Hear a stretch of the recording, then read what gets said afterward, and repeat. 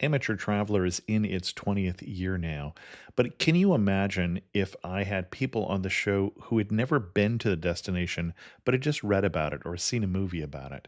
That wouldn't make any sense at all, and you wouldn't listen. We all know how important it is to receive advice from people who know a destination to get the most authentic local experience. And a great option for experiencing this is Explore Worldwide and their authentic small group adventures, led by local tour leaders, perfect for solo travelers who want to meet like minded people with a desire for adventure. I'm often an independent traveler, but two of my last three trips were with small group tours because they organize everything and it's a lot easier. If you want to recreate the tour I did to Malta, they have a Malta and Gozo Discovery Tour. I'm intrigued by one of their tours called A Taste of Sicily. The company again is Explore Worldwide, and visit exploreworldwide.com to learn more. And thanks to Explore Worldwide for sponsoring this episode of Amateur Traveler. The nights are long, the days are short, and the weather is chilly to downright cold, depending on where you are. It's a good time to slip into a Quince iconic Mongolian cashmere sweaters, which start at only $50. You can treat yourself to everyday luxury at an affordable price with Quince. If you really want to dive into luxury, you can check out their leather handbags, washable silk shirts, and European linen sheet sets.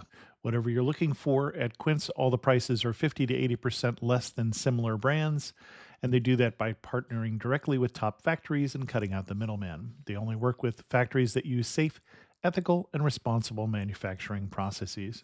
And of course, they use premium fabrics and finishes for that luxury feel in every piece. But you've already heard me rave about my Quince travel pants.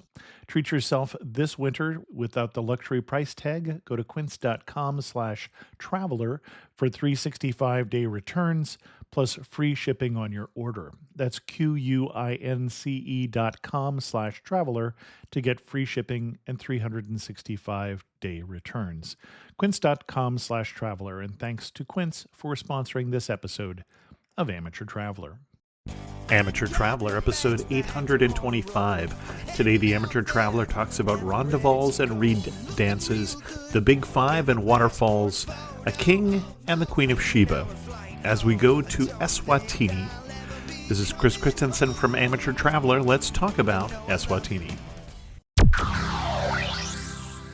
I'd like to welcome to the show Sam and Theo from saminswaziland.wordpress.org, who come to talk to us about Eswatini. Sam and Theo, welcome to the show. Thank you so much for having us, Chris. We're happy to be here. Yes, very much so. And unfortunately, this is take two. We had some technical problems in the first one and dogs barking and everything just went wrong, I think. But can you put Eswatini on a map for us? Eswatini basically is in the southern part of the African continent, southeast, bordered by South Africa and Mozambique as well. We're landlocked, so we don't have an ocean or a beach. So yeah, geographically speaking, we're in the southern part of the African continent. Okay. Southeastern, yeah. Your neighbors being South Africa and Mozambique. Yes, as well. Excellent. And why should someone go to Eswatini? Personally, I'll say someone should go to Eswatini for the culture and for the simplicity in life. Just great food. We're not money driven. Of course, we do work to provide and make a living, but it's very community based and family oriented. And the beautiful nature and the greenery and the hills and wildlife as well, and great food, of course, because I love food. Those would be my recommendations. And for the humility and hospitality as well of Emaswati, which are the locals of the country. Those are the reasons why I would go. And of course, there's lots of opportunities for biking and hiking if you love to partake in activities like that. Excellent. And Theo didn't have a choice but to go to Eswatini because you're from there. Sam, you did have a choice. Do you have anything different that you would add to what Theo said?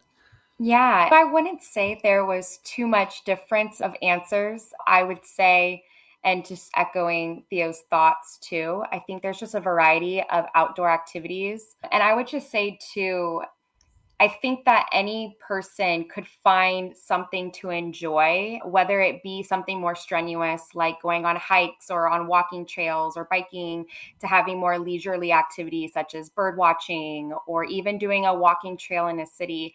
I think that Eswatini is a really special country, that there's always something that you can do depending upon what type of investment of exercise or time or even finances that you have. So I would say a lot of my responses probably mirror what Theo said: great food, hospitality, and just a variety of different events and activities that one can participate in.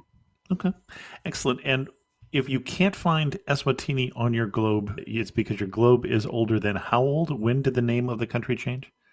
Sure, I can respond to that. Back in 2018, King Mswati, who is the current king of Eswatini, he reclaimed the indigenous name of Eswatini from the colonized name of Swaziland. So if Mhm. you had a globe or a map that is older than 2018, more likely than not, you'll see the name Swaziland on that map or globe. Or if, in Sam's case, you have a blog, which is older than that.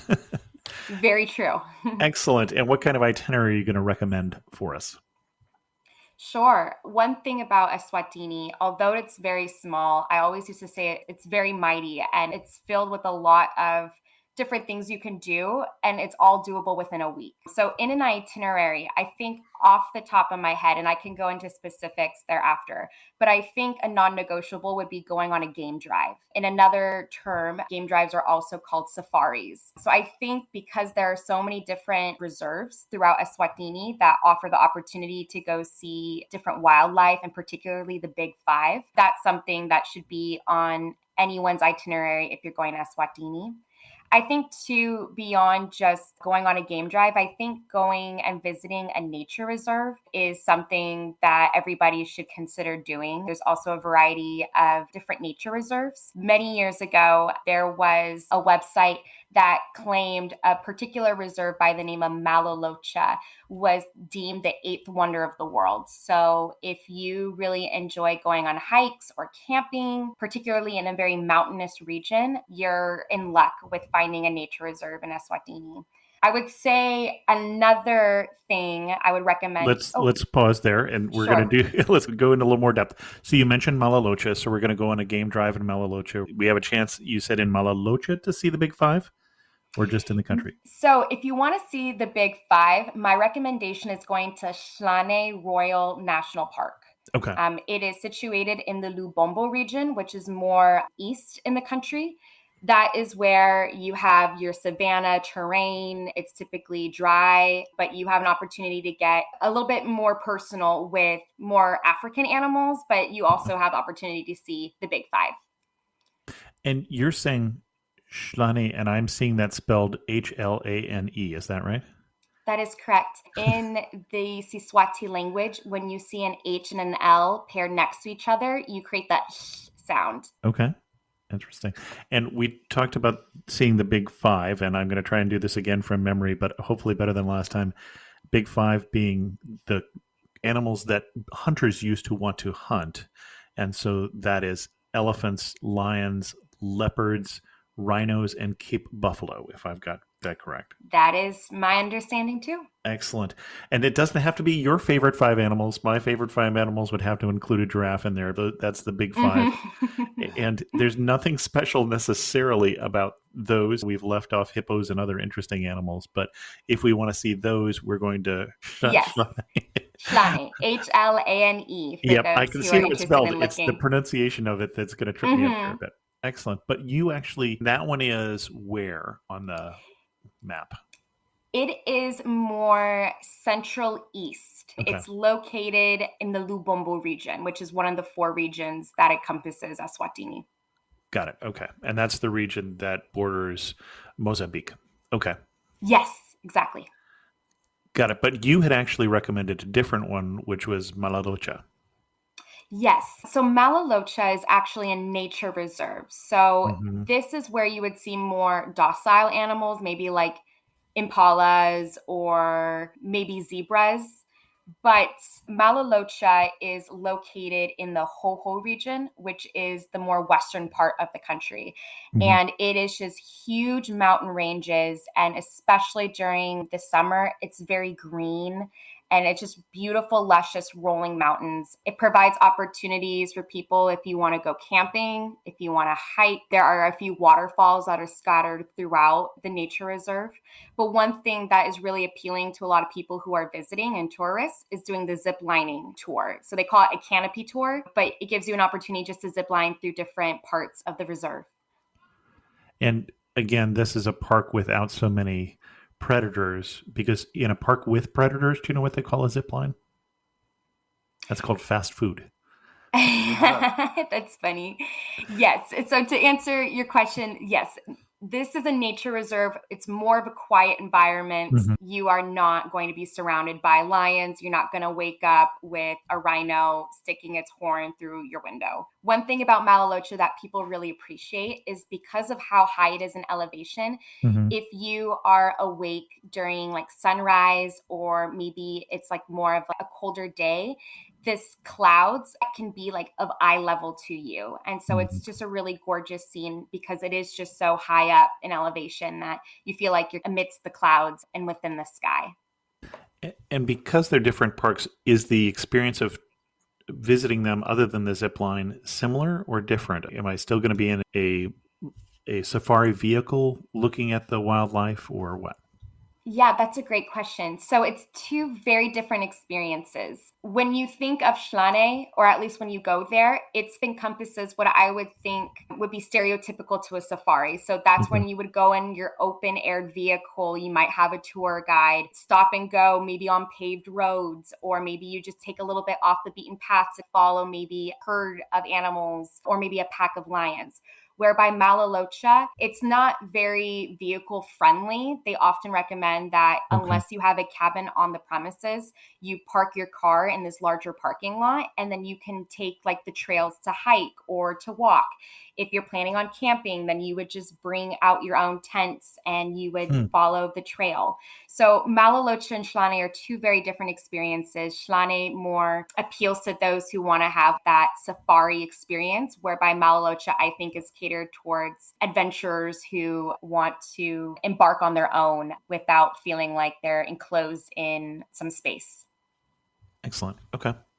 What else are we going to do on our itinerary to Eswatini? Itinerary, I would probably say doing your own walking as well with the tours of the local cities. The capital city is in Mbabane, which is Hmm. where I was born and raised. The central business district has a lively and buzzing bus rank, is what we call it, is where we majority of the population is reliant on public transport. So if you want the locals experience of just day to day and how to get into the city and out of the city, which on average is like at most, depending on where you're living, anywhere from 10 minutes up to a 40-minute drive. I would advise that. And there's local restaurants as well as there's a local market where we have the bomage, which is the name we refer to women those who identify as women, and they sell local traditional foods such as ligusha, which is basically a plant, a herb which is crushed and then it's made into a liquid and you eat it with maize meal. And I'm biased, but I feel like Eswatini sells the best sweet potato.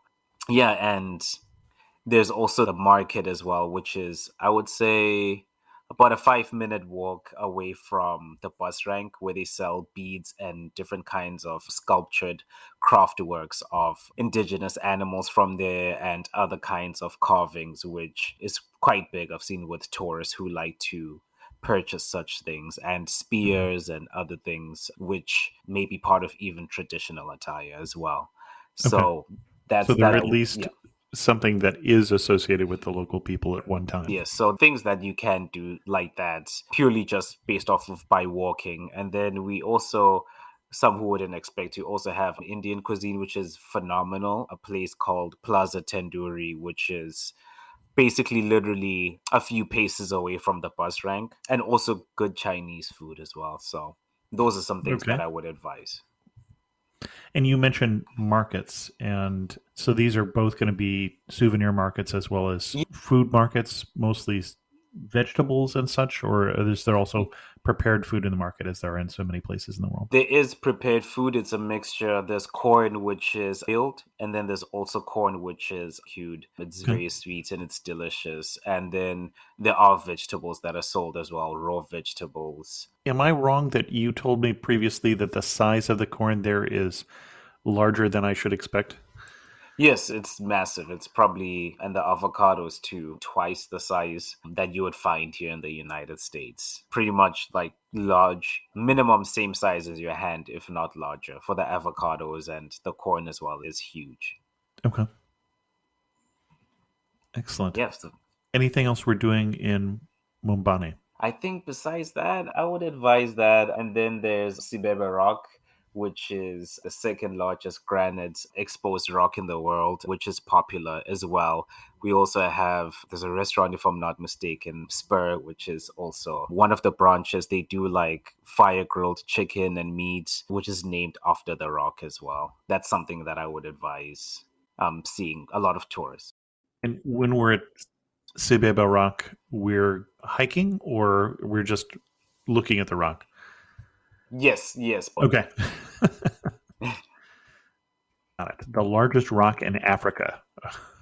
Excellent. And anything else we're doing in that region, in the Sibeba Rock region, while we're there? Personally, I don't think so. But in the Hoho region, we do have the Malolocha Nature Reserve and the Yep. Poponyane Falls and Nsingweni and the Mandenga Cultural Center.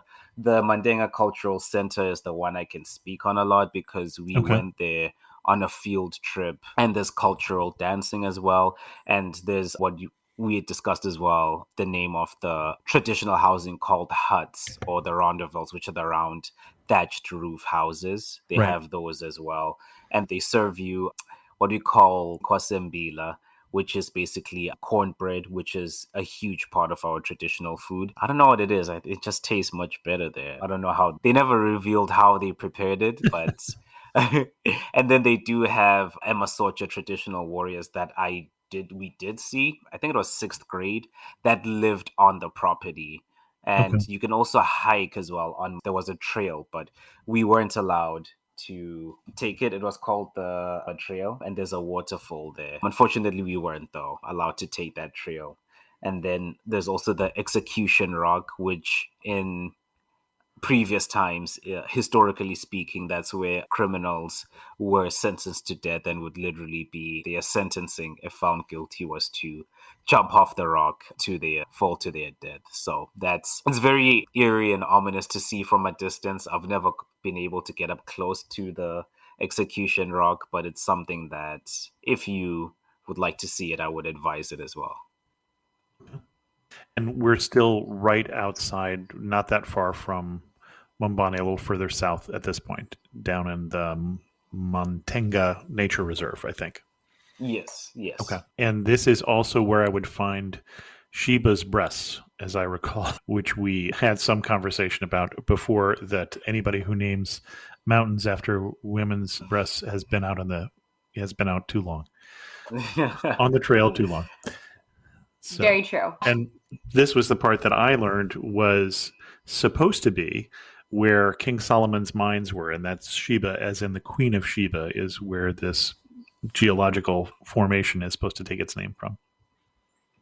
Yeah, that's interesting. That's new to, I think, both of us. But I was never taught about it from that angle. But yeah, I wouldn't be surprised if that was the truth.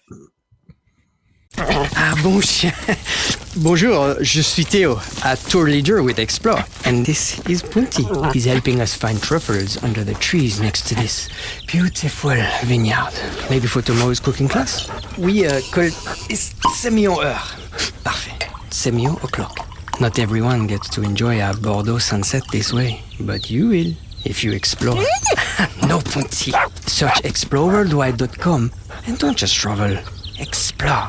Don't miss out on the last few weeks of football action with Prize Picks, the best place to win cash while watching the playoffs. The app is simple. Pick more or less on at least 2 players for a shot to win up to 1,000 times your cash. Download the Prize Picks Daily Fantasy Sports app today and use code FIELD and get $50 instantly when you play $5. That's code FIELD on Prize Picks to get $50 instantly when you play $5. You don't even need to win to receive the $50 bonus. It's guaranteed. Prize Picks. Run your game. Must be present in certain states. Visit prizepicks.com for restrictions and details. Excellent. What else are we doing? Doing anything else in this region, or do we need to, is it time to move on? I think there's a couple things that I like to expand upon with this region. So you spoke about Sheba's Breast, and that is located in the city called Eswatini. And in Siswati, that means in the heavens or in heaven. So it's south of Mabane. It's down this beautiful hill. So it's about maybe a 15-minute drive, whether it be by private vehicle or public transport. But in Eswatini, I think this is probably, if not the most popular city that tourists will find themselves doing a variety of activities within. So you have Sheba's Breast, which has really great hiking trails and this gorgeous view of a valley. Nestled within Sheba's Breast is a variety of different motels and backpacker lodges, and any experience in terms of like your sleeping accommodations, you can find that along the Sheba's Breast kind of mountain range. But in Eswatini too, within the same city, you also can go to Milwane Wildlife Sanctuary. Milwane reminds me a lot of Malalocha in the sense that you have more docile animals. So maybe you're in your cabin and you wake up and there's like a wild boar that's a few feet away from you.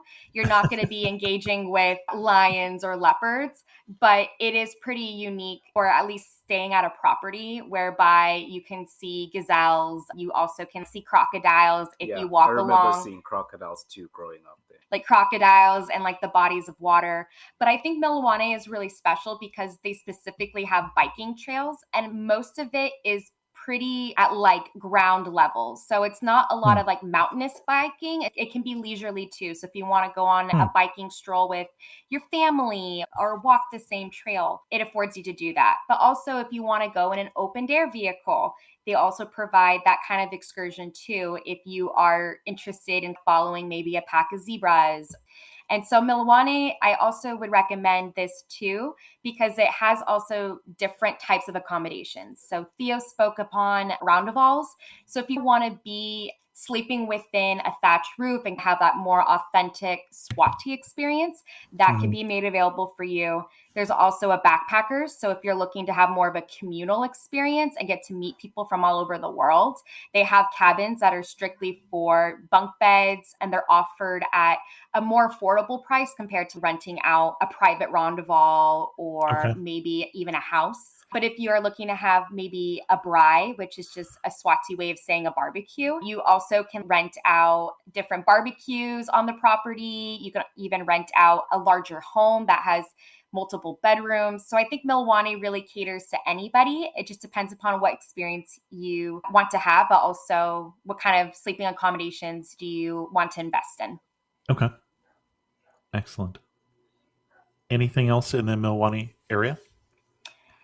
Not necessarily, I think, in the Milwane area, but there are a lot of different places that I would recommend as an American who has spent time in Eswatini that are within driving distance and less than a half-hour driving distance from Milwane. Okay. Like? Like what? So I would say that Milwane straddles the Hoho region and the Manzini region. So if we're going into the Manzini region, and probably within, I'd say maybe a 15-minute drive in Milwane, you'll find yourself in the city of Malkerns.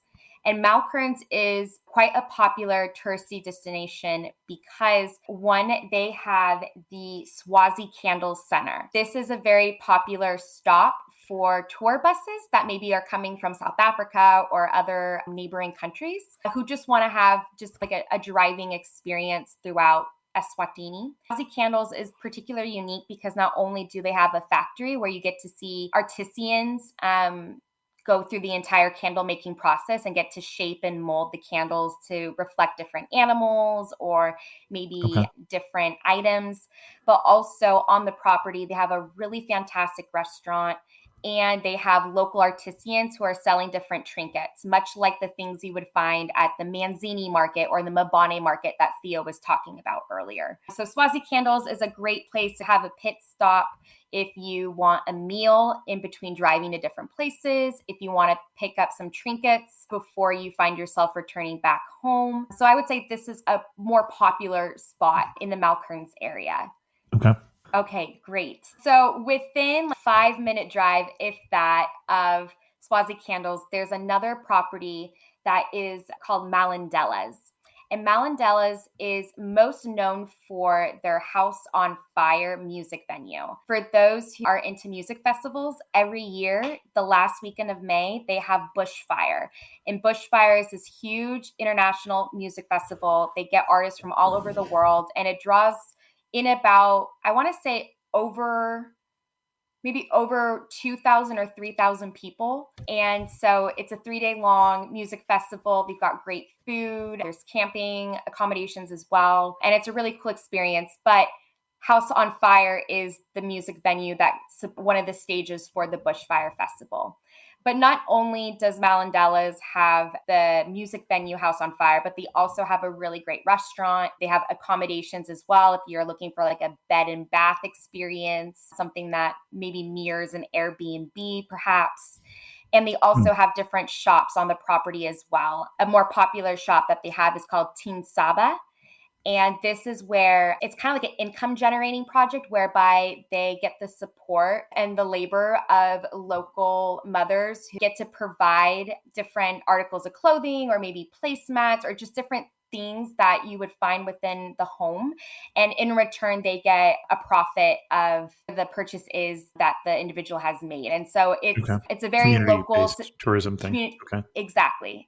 So that's one that has received more global recognition too. I think that they have some representatives here in the United States as well that kind of support the brand and the mission. But that's one of the shops that you would find on the Malandella's property. So yeah, Malandella's it's just larger and it's beautiful because it's flat, but you have the mountains in the background, particularly where Milwane is, and you can see Sheba's breast from afar too. So it's really special if you're looking for kind of more of a relaxed atmosphere. You want to enjoy a meal outdoors, but you're kind of grossed by cornfields with mountains in the background. So that would be my second recommendation in the Malkerns region, is just going to Malandella's and just giving yourself an opportunity to enjoy a few hours there, go shopping, eat, and take a look at the really cool architecture that is scattered throughout the property. Okay. And the music festival is what time of year again? Sure. It's typically held the last weekend of May. So I believe in 2023, it will be from the 26th through the 28th of May. Excellent. Yes. And where to next? Where to next? I think one way that I envision itinerary with Eswatini is going through the different regions. Mm-hmm. So I know we already spoke about Ho-Ho, and Theo did a great job talking about Mbane, and I expanded upon more of Eswatini. In the Manzini region, beyond just talking about Malkerns and Milwane, there's some great accommodations that I could speak upon later as well of where to stay. But looking at the Lubombo region, that is where the Shlane Game Reserve is. The thing that I would recommend in Lubombo, which again is in the eastern part, would be going to this property called Mabuda Farms. It is located in the city of Sitegi, and what makes this property really special is that in a pretty dry environment, there seems to always be an abundance of greenery on this property. They have their own private lake. But another appeal of Mabuda Farms is that they grow and sell their own coffee beans. And so for anybody who really enjoys a cup of coffee and you want to have the experience of learning about how coffee is created from the tree to the beans to grinding it, they offer a tour on the property of how they produce their own coffee, which I think is really cool. Whether it be something that you do as an excursion or maybe a place to stay, I would really recommend it. They also have a large pond, which provides kayaking or being in a canoe if you want to do a leisurely row. They also have hiking trails too. That would be a recommendation that I feel like is often missed in guidebooks is Mabuda Farms. The second thing that I would recommend doing if you find yourself in the Lubombo region, maybe you're making your way towards Kruger National Park, which is in South Africa, or you want to take a day trip to Maputo, which is in Mozambique, is staying at Magadzavane Lodge.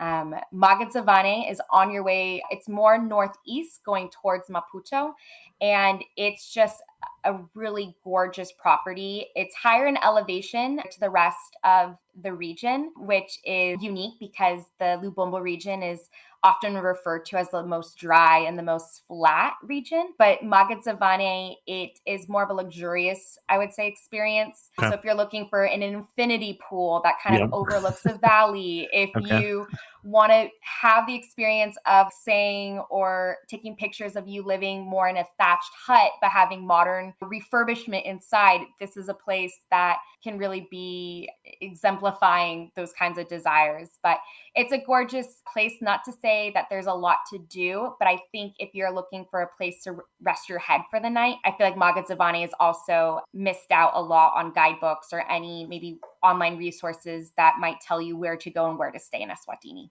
Okay. Anything else in that eastern region? I think if you decide to do a nature reserves in the Lubombo region, my recommendation would be Mlaula Nature Reserve. So it's somewhat similar to the experience that you would have at Milwane, whereby it's more leisurely. You have docile African animals that you would have more exposure to. But that would be a nature reserve I would recommend if you find yourself in Lubombo. But typically speaking, Lubombo is where most of the national parks for game drives are. So if you're not going to Shlane, you can also go to Imbuluzi. That is also another reserve whereby you can see more of like the predatory animals, but not the big five. So you don't have to be strapped to only going to Shlane. There are other reserves throughout the Lubombo region that can offer you a safari experience, even if you're seeing different animals. Got it.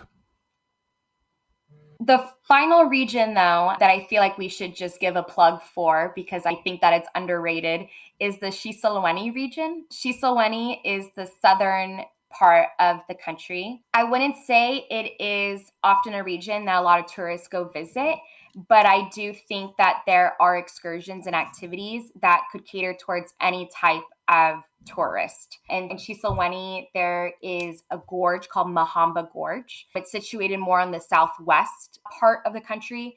So that would be where mountain bikers could find themselves going. You could also hike in Mahamba Gorge. It's about a 30-minute drive from the more populous city of Inhlangano, which is a very small city as well. But Mahamba Gorge is just more catered for the individual who wants to be outdoors and really enjoy just more strenuous exercise-like activities. But close to the city of Lavumisa, which is actually a border post to South Africa, there is a human-made lake by the name of Gujabula, I want to say. It's a dam.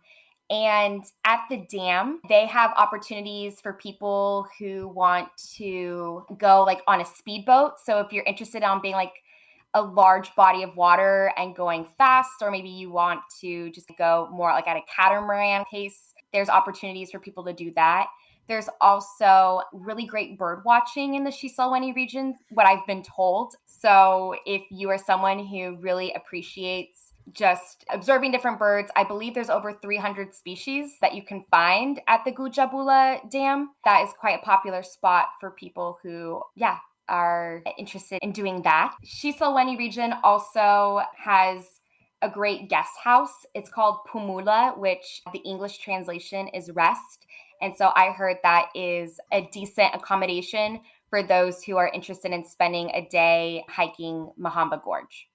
So that would be my recommendation for the Shiselweni region. Not as much, I would say, compared to the other regions, but nonetheless, It's still gorgeous. And if you have the space in your itinerary, to travel throughout the country, given how small it is anyway, I would definitely recommend that you spend a day in Eswatini, if not driving through it through one of the main highways. Okay. Yeah, you mentioned that we were talking about at one point, the very first thing you were talking about were two different parks. One, the Shlane, and the other one way on the other side of the country. I think as the crow flies was 30 miles. So obviously it's going to take longer to get there on the roads when you are not a crow and cannot fly.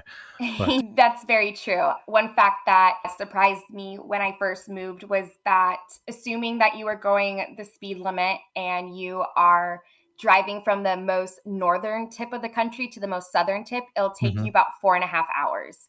So when I say that you can spend a week in Eswatini and touch every corner, I mean that in the most literal sense. Excellent. These are violent criminals, so they're not going to go down easy. ABC Tuesdays. Let's get this done. The Rookie is back. We have 2 new rookies starting today. Howdy. Being a cop is stressful 24/7. Every year on the job is different. And Training Day We have a serial killer at large. never ends. We need an ambulance! The Rookie. All new Tuesdays on ABC and stream on Hulu.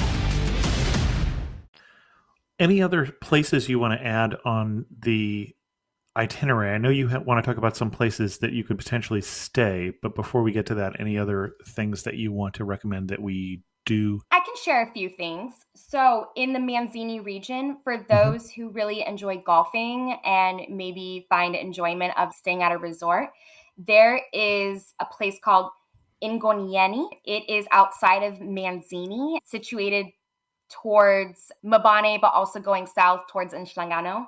And they have a really phenomenal golf course. I don't know how many holes it has, but people from South Africa and all over the southern part of the continent acclaim it to be one of the best in the entire region. That is a pitch that I can make for any of your listeners who enjoy golfing. I would also say one thing that I do find sometimes on certain websites that might pitch what to do when you're in Eswatini or give their own itinerary is the Nsangweni Bushman paintings. This is located close to Malalocha, actually, the big nature reserve that was considered the 8th wonder of the world at one point. It is a small cave. I've never been personally, but I had a friend who lived in that community.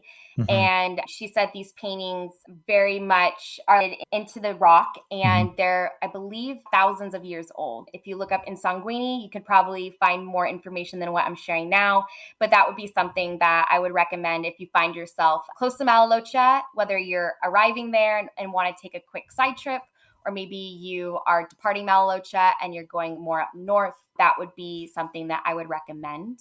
I will just say for those who are listening, who are not normal listeners of Amateur Traveler, if you're getting tripped up by Mlowana and Nsangweni or all of those names, they'll all be in the show notes. So you don't have to write this down. They'll all be in the lyrics of this episode and on the website. I've done that work for you. Relax. So you're talking about rock art here, petroglyphs. Yes. Okay. And so that's actually an experience I'm really excited to do with Theo when we return back to Eswatini next year to visit loved ones. I think one final place that I would probably recommend for those who enjoy waterfalls and hiking, if you're moving more up north, I think Theo alluded to this earlier, but it's called Poponiane Falls. I have yet to go, but I know multiple people who have been, and they say it's worth the drive on the unpaved road. But it's apparently a gorgeous waterfall, over 100 feet tall, and people really enjoy just the hike to get there. It's more in a secluded forest-like part of Eswatini, which I think it also makes Eswatini really ecologically diverse too. Is it's not just dry savanna plains, especially in the northern part of the country. They have really tall mountains, and oftentimes the wood from those trees will be exported out of the country to create firewood for South Africans or Mozambicans. So that would be kind of like my last, I would say, probably item or recommendation in things to do. But I certainly have recommendations on places to stay throughout the region if that would be of interest too. It will be, but before we get there, you haven't mentioned how you got to Eswatini in the first place. Yeah, I didn't. My journey is a little unique. I served with the United States Peace Corps, and so Mhm. I was invited to serve at the time in Swaziland, now Eswatini, as a community health educator. So I Hmm. moved in June of 2017 and I arrived back to the United States in March of 2020 due to the COVID pandemic. So, yeah, I lived there for just shy of 3 years, had opportunities to go visit a lot of the different places that Theo and I have spoken about throughout our time with you. Excellent. And Yeah. then you've got places for us to stay. I do. I think because of the nature of my work and actually having lived there for a long period of time, I not only got to go to the places that you would find in a guidebook or go see on a website, but I got to explore in just different ways and less touristy places. So I definitely have my list of places and lodges that I want to recommend to anyone who's listening and interested in going to Eswatini. I would say sticking with the Ho region, this is where we spoke about Eswatini, the city with Sheba's breast and Execution Rock. At the Execution Rock site, it's the Mantanga Cultural Village, and close by, a little bit nestled in the little valley part of that area, there's Mantanga Lodge. And so Hmm. this would be an experience I would recommend for someone wants more of a quiet hotel, feeling like you're in the forest experience. Really Okay. great food, and also has a beautiful view of Execution Rock. You have to take an unpaved road to get there, but it's not too far out from the grocery stores, the movie theater. So it gives you like a reclusive getaway, but you're no more than a 5-minute drive from all of the necessities you might need for food or just for kind of other excursions in the area.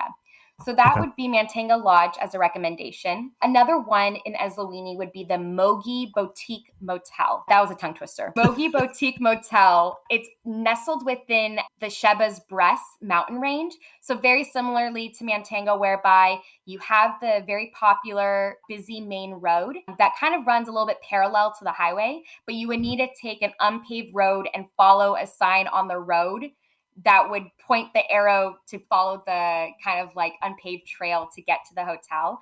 But I would say this is more apartment style. So if you're looking for a place where you can buy your own food, you could prepare it within the comfort of your space, Mogi Boutique Motel would be my recommendation to have that individual experience if you're staying for an extended period of time. But if you're also looking to have an experience whereby you want to have that like backpackers hostel vibe, whereby you're meeting people from all over the world, right next to the Mogi Boutique Motel is a backpackers called Lidwalas. And so you can also or get a private suite or a private room, but also they have bunk beds and accommodations like that if you are looking to save money and reallocate it elsewhere. So those are right next to each other, and both of them offer private walking trails to get to the top of Sheba's Breast.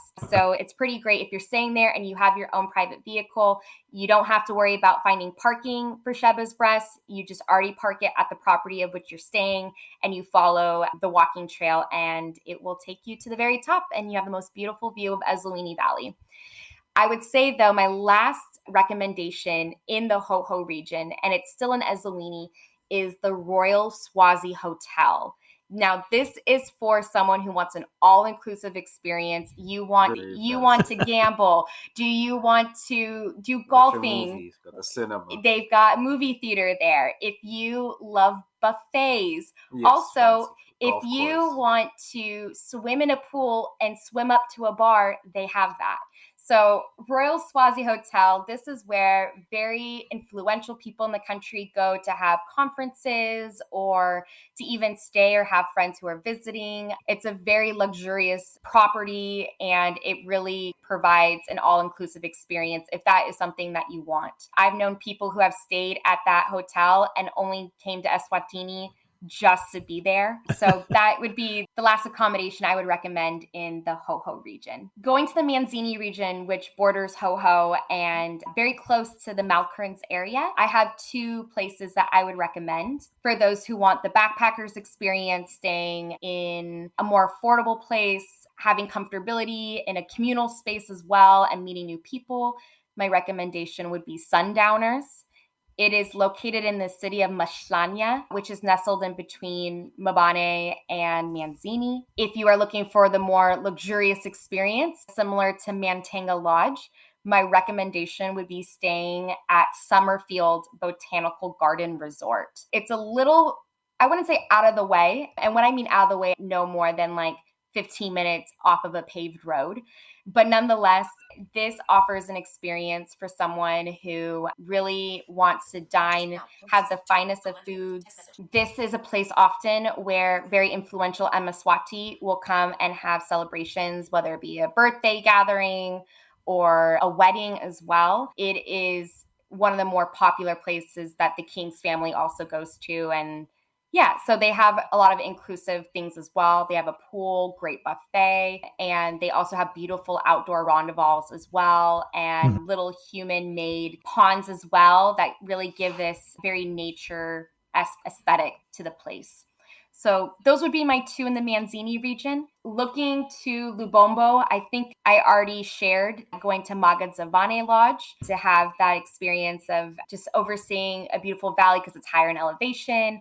And it would be a perfect place to stay if you are tired and you're going to Maputo first thing in the morning, or you want to travel to the northern part of South Africa as well. And then I think the last thing I should say too is that even though I'm recommending all these different lodges and resorts, Airbnbs do have a plethora of options. There are some really great places in Mbabane as well. So should you find yourself arriving to Eswatini through the Ngwenya border, assuming you arrived through Johannesburg, South Africa, and you took a shuttle from Johannesburg to Mbabane, there are great Airbnbs. There's one that I had a friend stay in where the house was built around a rock. And so some of the rock protrudes on the inside. So definitely consider using Airbnb if you feel like the motel, hotel, lodge options don't make sense for you. But I would encourage staying at those places, especially because they are oftentimes small businesses.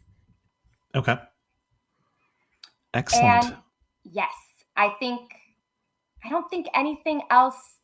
Actually, I do have one more thing in the Ho-Ho region, and then I feel like I've gone through my extensive list of places to stay. There is a city, it's more of a town rather than a city. It's called Mhlambanyatsi. And again, this will be in the notes, as Chris already said, but in Mhlambanyatsi, there is a hotel called Forster's Arm. And I feel like this is like a quiet local place that hasn't gotten a lot of like word yet from tourists, but I think it's like a little secret treasure of the Mbabane area. As Theo said, it's got great food, but it also has walking trails, a swimming pool, horseback riding. So if that is of interest to anyone, they also have a sauna, if that is an experience that you're interested in having too. But one thing that has been noted in particular about Forster Arms Hotel is that they have scent-free linens and bedding for people maybe who are hypoallergenic. So if that is a concern of yours, this would be a place that consistently provides scent-free linens and bedding so you can have a comfortable stay. Okay, good to know. Are we ready for our wrap-up questions? I think so. Are you ready, Theo? Yeah, we're ready. You've had some practice with this, so you know what's coming. You're standing in the prettiest spot in Eswatini. Where are you standing and what are you looking at? I think about this a lot when I left Eswatini. My final day before I left, I would actually have to choose Mbabane right outside the new mall entrance, which is parallel to the bus rank. Because I looked at the people and not really knowing for certain exactly when I would be back. Mm-hmm. And when I think about Eswatini, I think about the people. So I think for me, that actually may be where I'd be standing and seeing the most beautiful view, which is the people. Fair enough. Because that is the essence of the country. And Sam, same answer. You have a little different connection to Eswatini. Yeah, I think that was a beautiful answer, and I agree with that. I think for me, there is this spot. So if you are traveling from Mabane to Manzini, you're going to go on a highway called the MR3.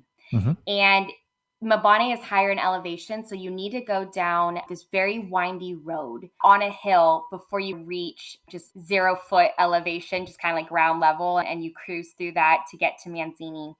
And when you're at the tip top of that highway, after you just get right out of the city and you are about to embark on the windy road down, you have this beautiful view of these gorgeous mountain ranges, and you can see just trees on the side of the mountains. You can also see homes as well. You get to see various towns that are somewhat close by, but it's kind of like a bird's eye view, I feel. And so anytime I left Mabane, I would always just want to look out the window and just see just the valley ahead of me. So I would say that was probably one of the most beautiful spots for me. And I'm so grateful that that was just a part of my everyday.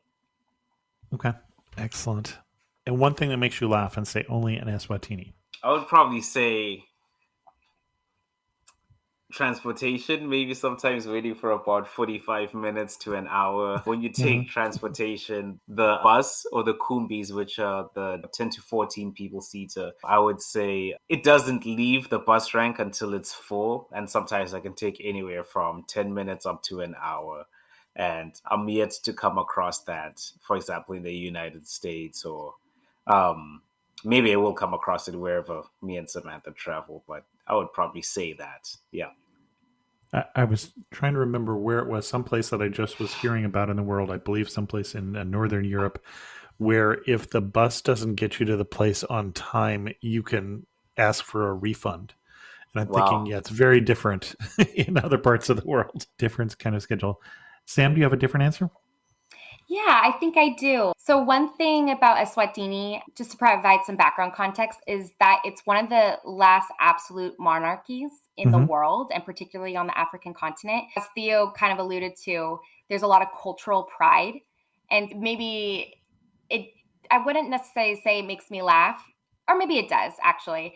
But I think part of that cultural pride is also wearing cultural attire that would often be maybe seen during certain national events like Inkwala or the Umhlanga Reed Dance or Buka. And so I remember when I first arrived, I thought, okay, like this is the attire that you only wear when you go to these events. If there's a king there or if the head of the region is there, you have to wear this. And so one thing that surprised me, and one thing that I feel like is really unique about Eswatini, is that particularly with male identifying people, they'll wear the cultural regalia and the beads and just the different fabrics, even if they're in a grocery store buying bread. So I just love that even though there are so many people who like take such pride and a lot of seriousness with wearing the attire that would be more deemed as formal, you can still like walk in a rural town or a rural community and you can just see anybody wearing it, and it's also acceptable there too. So I think that's something that brings me joy, is just knowing that, yeah, you can, it's a good balance of seriousness and also just casualness too. And I'm glad you brought up the Umhlanga Reed Dance, because we forgot to talk about it this time, and the Marula Festival. So usually I ask, is there any particular days you ought to be in Eswatini, or are there any particular festivals to go to? And I believe this was the answer that you mentioned last time. Yes, absolutely. The reed dance is basically the celebration where from all regions and all corners of the country, the females collect a specific reed and then bring it back to the royal kraal and then perform a dance as well for the king. It's received quite a bit of, not even quite, a lot of international coverage. A lot of international reporters come to the event as well to record it and witness it. And it happens every year. I'm blanking on the exact date. I'm looking at a late August into early September. Yes. Yeah, I wanted to say September, but I was like, it never has a definite date on it. So that's why I can't really say exactly, but that's definitely usually the time range of it. Excellent. And the one thing we didn't talk about is you mentioned that there's great news coverage of this, but for people who are traveling there, they might be a little surprised that some things are not as covered. Yes, that is true. The costumes are things that would not be as what I would expect here, a little less coverage than I'm used to. Yes. Yeah, that is true. That's true. The second thing, if we have the time, and I think Theo can also expand upon this too, is like the Marula Festival. So this is an occasion, and correct me if I'm wrong, Theo, but it's called Buganu, and that is the name of the drink that is created from the marula fruit.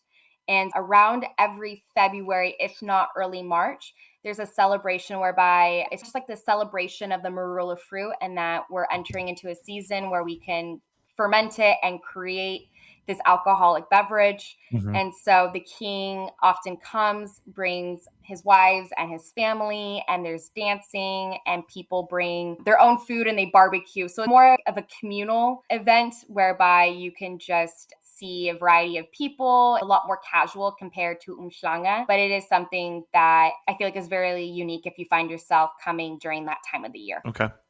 And you mentioned the king and his wives. I see the current king has 15 wives and 36 children, and that the rules for succession are complicated, as I imagined they would be. Let's Yes. hope we won't have to worry about that for a while. So, Yeah. Yes. Yeah, those facts are accurate to my understanding as well. I was there, I don't know how many years Theo has recalled having a new queen, but I believe there was 2 or 3 that happened within the 3 years that I was there. your first 2, I'm told, are chosen for you by your advisors. That is also very different. If you had to summarize Eswatini in just 3 words, what 3 words would you use? For me, if I were to summarize in just 3 words, I would say, I think culture and then people, Swati, culture, Swati, and then food as well. Excellent. And Sam? Same question. So I think Theo provided 3 actual words, like adjectives. I think mine is You're going to going make to be... up words. I am. It's going to be 3 words using 2 hyphens, which is actually 1 word. I'm going to say all in one. And the reason behind that is I feel like Eswatini is just, I wouldn't even say an underrated country, but I feel like when people think about going to the African continent, Eswatini is considered as like a country you can pass through on your way towards maybe a larger country in the region. And I'm hoping for a day whereby people are like, no, I want to fly across the world just to go to Eswatini, and then maybe create the time to go to different cities in South Africa or in Mozambique. I think this country has so much to offer, beautiful people, great food, gorgeous scenery. Any type of excursion you're looking for, you can find it here. I really think that, this country is just all good things in one small kingdom. We have been doing Amateur Traveler for over 17 years, and people who've listened to the show know that I have a love for Africa, would love to get back there again. And I've been looking for someone to do a show in Eswatini for a while, and just finding somebody who had been there who could talk about it with some experience and with some knowledge was difficult. And I am very rewarded by the fact that Sam and Theo, that you have both come on the show and shared with us your love for Eswatini. So thanks so much. And again, you can find Sam's blog at saminswaziland.wordpress.org. I'll put a link to that in the show notes. And thanks for coming on Amateur Traveler. It was our absolute pleasure. Thank you so much for having us. Yeah, thank you, Chris, for just providing great discussion and giving us the opportunity to share our love of this country with your listeners. A special thanks go out to the patrons of the show who help support Amateur Traveler financially, and especially the 2 newest patrons of the show, Tammy Herlocker and Christy Matthews. Thanks so much for your support. If you've gotten something from Amateur Traveler that has made your trips better and you'd like to support the show, go to patreon.com/amateurtraveler to learn how. With that, I'm going to end this episode of Amateur Traveler. If you have any questions, send an email to host@amateurtraveler.com, or better yet, leave a comment on this episode at amateurtraveler.com. Let me know where you're going next year and if we have an episode about it, and if not, maybe we should. Send me an email. And as always, thanks so much for listening. I got to see one more cathedral. I got city one more